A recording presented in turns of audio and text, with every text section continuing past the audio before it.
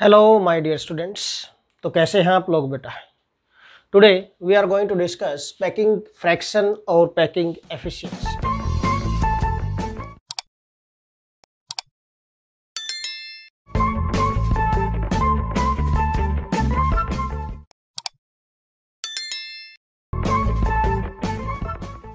तो first of all we are going to discuss बेटा what do mean by packing efficiency और packing fraction.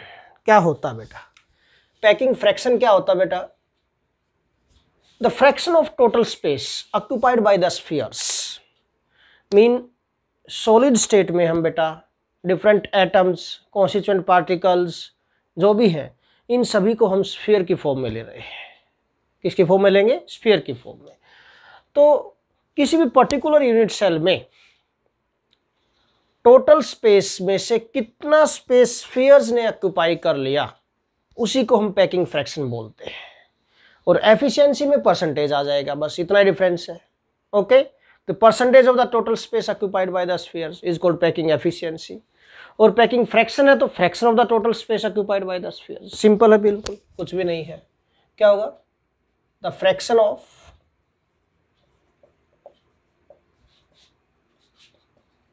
The total space occupied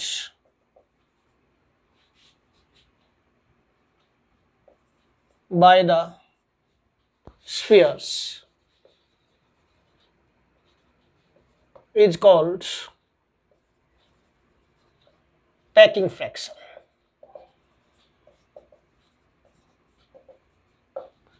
और अगर आपको packing efficiency explain करनी है तो एफिशिएंसी मैंने आपको बताया कि परसेंटेज में देना आपको।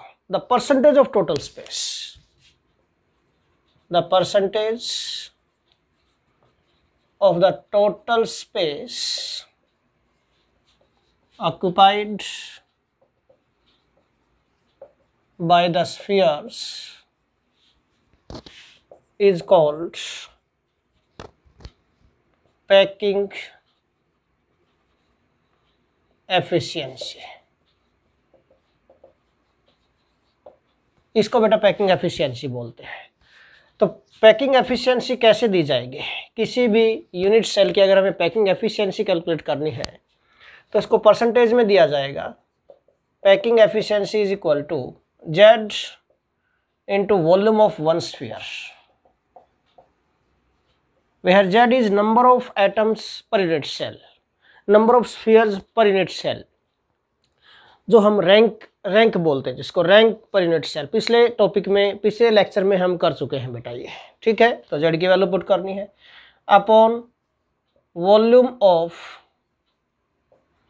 Unit cell multiply by percentage के लिए 100 आ गया। Okay, so this is packing efficiency आ जाएगी और परसेंटेज ऑफ पैकिंग एफिशिएंसी आ जाएगी बेटा। इस मेथड से, इस फॉर्मूले से हम कैलकुलेट कर सकते हैं। Now we are going to calculate beta packing efficiency in different unit cells. Different unit cells में हम packing efficiency calculate करेंगे। तो सबसे पहले हम ले लेते हैं बेटा यहाँ पर packing efficiency in simple cubic unit cell। Simple cubic unit cell में क्या होता है बेटा, मैं आपको पहले ही बता चुका हूँ कि in case of simple cubic unit cell constituent particles are present only at corners। सिर्फ कहाँ पर होते हैं? कॉर्नर्स पर होते हैं बेटा, और कहीं नहीं होते हैं। Constant particles are present at corners only, these particles are present at corners. Assume कर लेते हैं यहाँ पर बेटा पैकिंग एफिशिएंसी कैलकुलेट करने के लिए कि भाई suppose edge length of this unit cell is a, edge length आपने ए अज्यूम कर लिया इसकी, and radius of this sphere is small r, ये अज्यूम कर लेते हैं बेटा। Suppose as length of unit cell is A and radius of sphere is beta small r. Small r is the radius of sphere. अब you know very well what is total contribution of all particles for this simple cubic unit cell. Particle सिर्फ कहाँ corner पे है, Z हम calculate कर सकते हैं। Corner से एक पार्टिकल का कंट्रीब्यूशन कितना होता है 1/8, 1/8 इंटू 8 कितना होता है बेटा 1। ठीक है, तो z की वैल्यू क्या आएगी बेटा फॉर दिस इज 1। क्यों, z हमें चाहिए पैकिंग एफिशिएंसी कैलकुलेट करने के लिए, मैंने फॉर्मूला बताया अभी थोड़ी देर पहले आपको। ठीक है, तो mean z is 1, mean total number of atoms कितने आ जाएंगे यहाँ पर, टोटल कंट्रीब्यूशन ऑफ एटम्स, और we can say number of spheres, जिसको हम क्या बोल रहे हैं बेटा Z1 for this simple cubic unit cell. ठीक है, in this simple cubic unit cell you know very well बेटा these particles are present at corners, और कॉर्नर्स पे है तो बेटा उनका साइज इस टाइप से है, वो अरेंज इस टाइप से किए गए हैं कि they touch to each other, एक दूसरे को टच करते हैं at the central point, central point पर एक दूसरे को टच करते हुए जाएंगे at the central point of this edge. ठीक है, रेडियस ऑफ स्फीयर क्या अज्यूम कर रखी है अपने r, ये रेडियस ऑफ स्फीयर है स्मॉल r, स्मॉल r। तो from this diagram, from diagram बेटा a इक्वल टू क्या हो गया 2r, डायग्राम से हमें पता चल गया a इक्वल टू 2r है। ओके, रेडियस ऑफ स्फीयर क्या हो जाएगा, r लिया आपने, तो वॉल्यूम ऑफ स्फीयर क्या बन जाएगा, स्फीयर का वॉल्यूम क्या होता है 4/3 पाई r क्यूब। ठीक है ना, therefore volume of sphere that is 4/3 pi r cube. And और क्या चाहिए आपको, volume of unit cell, unit cell is nothing but cube, cubic है, और क्यूब का वॉल्यूम क्या होता है बेटा a क्यूब, एज लेंथ का क्यूब होगा, और a की वैल्यू r के टर्म में क्या है, क्यों ले रहे हैं हम r के टर्म में बेटा, क्योंकि हमें स्फीयर का जो वॉल्यूम वो भी r के टर्म में है, तो सेम वैल्यू हो जाएंगी in the same parameter, 2r का whole cube that it becomes 8r cube. Therefore packing efficiency calculate करेंगे हम, that is z into volume of sphere, formula put करो, over volume of unit cell. देखिए क्या आ गया, z की value क्या है बेटा 1, volume of sphere 4/3 pi r cube, 3 नीचे आ गया बेटा पाई r cube. Okay, simple 4/3 pi r cube, और वॉल्यूम ऑफ यूनिट सेल क्या हो गया 8r cube, multiply by 100 packing efficiency के लिए, मल्टीप्लाई किससे करेंगे 100 से, मल्टीप्लाई बाई 100, कट करो इसको, r क्यूब से r क्यूब कैंसिल हो गया बेटा, 4 2 जा 8, तो इट बिकम्स पैकिंग एफिशिएंसी क्या आ गई बेटा आपकी, दैट इज π/6 मल्टीप्लाई बाई 100, और इसको सोल्व करेंगे बेटा it comes out to be 52.4%। This is packing efficiency in case of simple cubic unit cell. Simple cubic unit cell के केस में बेटा ये पैकिंग एफिशिएंसी आपकी आ गई है, बिल्कुल इजी है, कोई प्रॉब्लम वाली बात नहीं है, आप ध्यान से करेंगे बिल्कुल इजी रहेगा। अब यहाँ पर एक पॉइंट और बता देता हूँ मैं साथ के साथ आप लोगों को, some time percentage of empty space आपसे पूछ लिया जाता है, ये पैकिंग एफिशिएंसी आ गई, therefore percentage of empty space, खाली स्पेस कितना रहेगा in this unit cell, simple cubic unit cell में 52.4% ऑक्यूपाई कर लिया है, तो 100 में से 52.4 आप सब्ट्रैक्ट कर दो बेटी। ठीक है, it comes out to be 47.6%। Okay, so this is empty space in this simple cubic unit cell. But आपको ये तभी भी देना है, आपके वैल्यू तभी बताने बेटा ये वैल्यू जब आपसे पूछी जाए, अदरवाइज पैकिंग एफिशिएंसी आपसे पूछी गई तो पैकिंग एफिशिएंसी तक ही सोल्व करना, आपको 52.4% तक ही सोल्व करना है। Now we are going to discuss packing efficiency in FCC face centred cubic. तो FCC में देखिए बेटा face centred cubic unit cell में पैकिंग एफिशिएंसी हम चेक करते हैं बेटा यहाँ पर। अब simple in FCC face centred cubic unit cell you know very well बेटा constituent particles are present at corners as well as at the centre of each face, हर एक फेस के सेंटर पे भी प्रेजेंट होते हैं। Constituent particles are present at corners, corners पर तो है ही है बेटा, these are present at corners as well as at the center of each face, हर एक फेस के सेंटर पर भी है। This is FCC, simple. Now what is Z for this, Z की वैल्यू क्या आई थी बताओ, FCC के लिए कितनी आई थी 4, प्रीवियस लेक्चर में हम कर चुके हैं, जिसने नहीं देखा है तो बेटा पॉपअप ऊपर डाल रखा मैंने, आप देख सकते हैं वहाँ से। ओके, मीन 1/8 इंटू 8 कॉर्नर से आएगा 1 आ गया, प्लस 1/2 इंटू 6 कहाँ से आएगा, फेस सेंटर से आएगा बेटा, 3 यहाँ से आ गया, 1 + 3 4 हो गया टोटल Z, ठीक है ना। नाउ एज लेंथ कितनी अज्यूम कर रखी बेटा हमने A, and R is radius of sphere.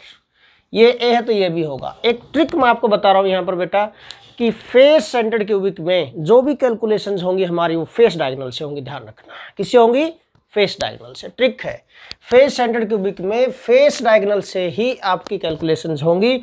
So we consider this is face diagonal,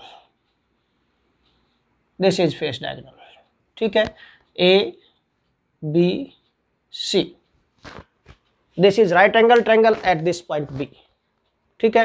suppose ये एक साइड हो गई, ये एक फेस हो गया, ठीक है, इस फेस को इससे, इस पॉइंट को इस पॉइंट से मिलाए, ये डायगोनल हो गया बेटा इसका, ठीक है, this is diagonal of the face. Okay, so this is point B, ये पॉइंट B हो गया, ये point A, this is point B, this is point C, ठीक है। तो ये A और C डायगोनल हो गया, AC diagonal. This is right angle triangle, Pythagoras theorem के according point B right angle है यहाँ पर, तो पाइथागोरस थ्योरम के अकॉर्डिंग बेटा अगर AB और AC की वैल्यूज आपको पता है तो we can calculate value of AC according to Pythagoras theorem. ये A है तो ये भी क्या होगी A, this is also A, ठीक है, दिस। नाउ अब देखिए फिर भाई Z की वैल्यू आपको पता है, ठीक है, हमें A और R में रिलेशन कैलकुलेट करना है, ये ध्यान रखना है यहाँ पर बेटा। From this diagram, from right angle triangle ABC क्या है देखिए, according to Pythagoras theorem, according to Pythagoras theorem, Pythagoras theorem के अकॉर्डिंग क्या होगा देखिए बेटा, hypotenuse square is equal to base square plus perpendicular square, mean AC square is equal to AB square plus BC square. Therefore AC क्या आ जाएगा यहाँ से, AC is equal to square root of AB square plus BC square. और बेटा AB की value क्या है, ABC की वैल्यू भी क्या है, A square plus A square का whole square root, mean this AC comes out to be यहाँ पर 2A स्क्वायर, 2A स्क्वायर का होल स्क्वायर रूट, और वी कैन राइट बेटा AC इज इक्वल टू आ गया √2A। फर्स्ट अज्यूम कर ले इक्वेशन हमने यहाँ पर ये दिस। सिमिलरली फ्रॉम डायग्राम बेटा, डायग्राम से अगर हम देखें, on this face diagonal how many spheres are there, 3 spheres are present which touch to each other. एक तो ये स्फीयर है which is at point A, this is at the central point of this face, face diagonal हो गया, as well as face के centre पर भी है, वही समझो, ठीक है ना। तो eight this face diagonal there are 3 spheres. Sphere की रेडियस क्या अज्यूम कर रखी है हमने, R R R R R, तो AC इज इक्वल टू क्या आ गया 4R, AC is equal to आ गया बेटा 4R। Therefore from first and second, इन दोनों को कंबाइन करेंगे,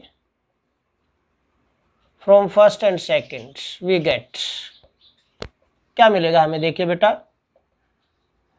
AC को दोनों को इक्वेट कर देंगे, ये भी AC ये भी AC की वैल्यू, दोनों AC की वैल्यू बेटा, mean √2A is equal to क्या आ गया 4R, और we can write A is equal to 4R by √2, ये आ गया। A की वैल्यू आ गई आपके पास, एज लेंथ की वैल्यू आ गई आपके पास इन टर्म्स ऑफ R की टर्म में आ गई बेटा। Now therefore volume of cube, volume of cube, cube का वॉल्यूम क्या होता है बेटा, A क्यूब होता है। A की वैल्यू क्या आ गई 4R बाई √2 का whole cube, 64R cube by 2√2, this is value of A cube. Volume of sphere आपको पता ही है 4/3 पाई R क्यूब होता है। Therefore put the values, therefore packing efficiency क्या आ जाएगी, फॉर्मूला था volume Z into volume of sphere over volume of cube mean volume of unit cell multiply by 100। Put the values, Z की value for FCC कितनी होती है 4, volume of sphere 4/3 pi r cube, volume of unit cell 64 r cube over 2√2 है, ऊपर चला जाएगा, multiply by 100। Okay, इसको आप सोल्व करेंगे बेटा, आफ्टर सोल्यूशन वी गेट 74%। आपको पैकिंग एफिशिएंसी क्या मिलेगी, 74% मिलेगी। 4 4 जा 16, 16 4 जा 64। ठीक है, तो आफ्टर सोल्यूशन हमें क्या मिल जाएगा यहाँ पर देखिए, 2 2 जा 4, वी गेट भाई √2 पाई ओवर 3 2 जा 6, √2 पाई ओवर 6 ये आ गया बेटा। This is √2, this is pi बच गया बेटा ऊपर, ओवर 3 2 जा 6 मल्टीप्लाई बाई 100। इसको सॉल्व करेंगे आप बेटा, it comes out to be 74%। 74% आ गई पैकिंग एफिशिएंसी। ठीक है, फिर से वही पॉइंट, अगर आपको परसेंटेज ऑफ एम्प्टी स्पेस बताना है, therefore percentage of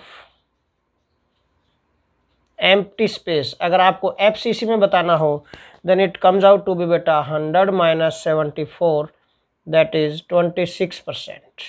26% empty space होगा face centred cubic unit cell में। बिल्कुल सिंपल कैलकुलेशन, कोई प्रॉब्लम वाली बात नहीं है, बिल्कुल इजी है, आपको ध्यान से देखना है इसको।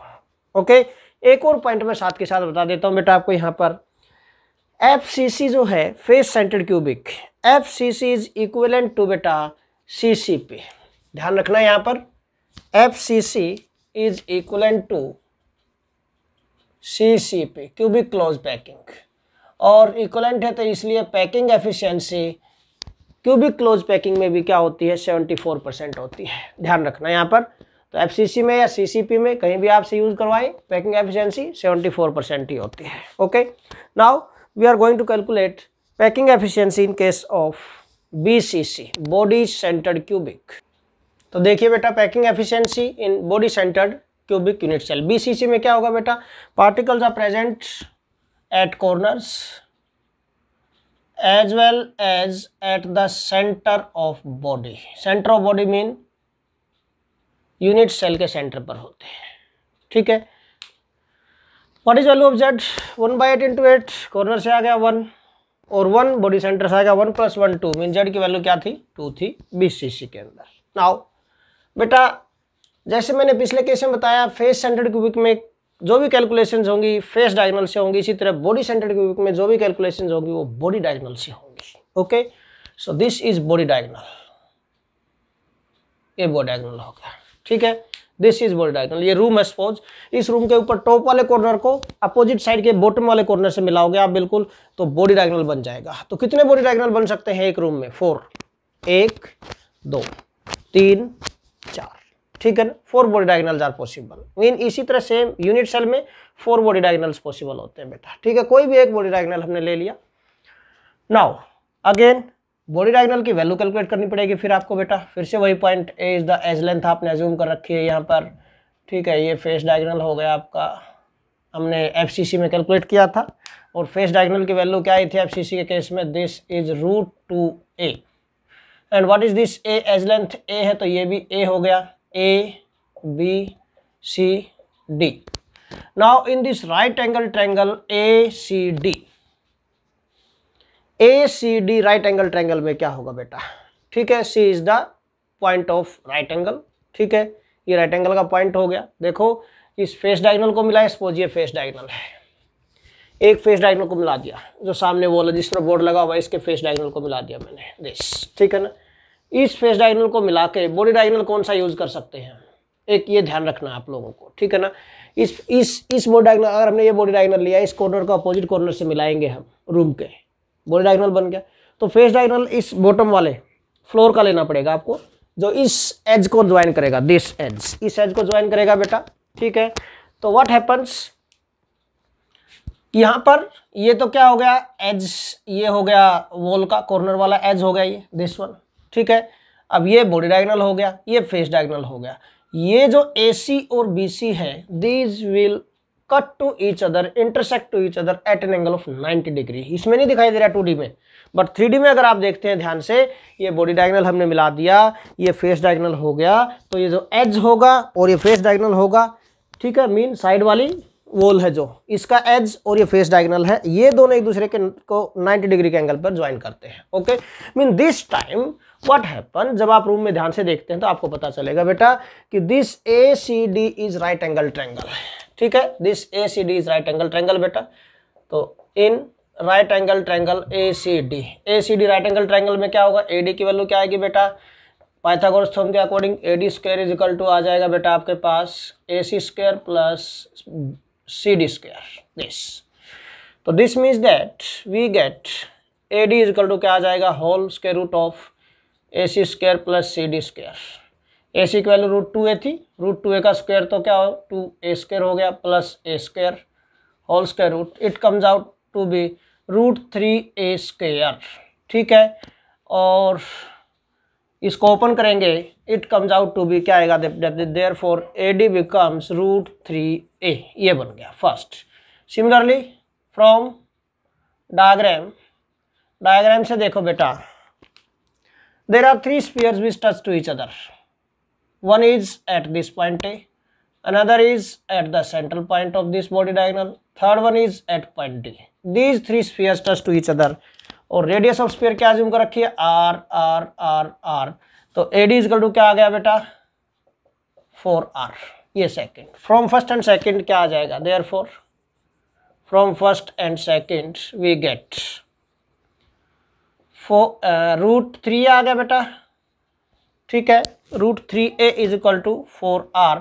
This means that a is equal to क्या आ गया, 4R बाई √3, ठीक है, a इज इक्वल टू क्या आ गया आपका, 4R बाई √3, ये आ गया। देयरफॉर वॉल्यूम ऑफ क्यूब क्या बन जाएगा, यहाँ पर वॉल्यूम ऑफ क्यूब क्या हो गया, 4R बाई √3 का होल क्यूब और 64R क्यूब ओवर 3√3, ये बन गया बेटा, वॉल्यूम ऑफ क्यूब आ गया। Z की वैल्यू 2 हाफ के पास, वॉल्यूम ऑफ स्फीयर आपको पता है 4/3 पाई r क्यूब होता है। पुट द वैल्यूज, सभी वैल्यू पुट करो बेटा, ये की वैल्यू आ गई थी आपके पास, A की वैल्यू हमने पुट कर दी यहाँ पर, ठीक है।